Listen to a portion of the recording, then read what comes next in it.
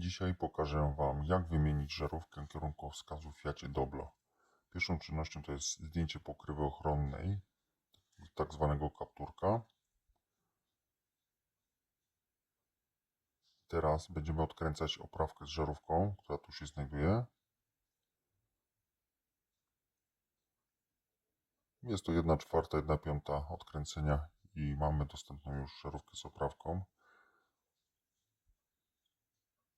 Żarówkę wyciągamy z oprawki poprzez mocniejsze pociągnięcie i już mamy dostęp. Nową żarówkę, która będzie spalona, wkładamy tak samo w oprawkę do otworu i 1/4, 1/5 obrotu zakręcamy i gotowe. Teraz zakładamy tylko kapturek.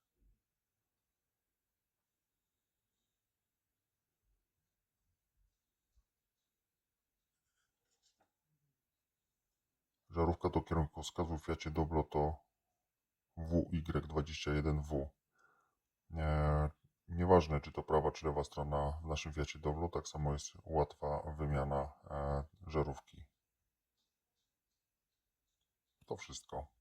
Dziękuję.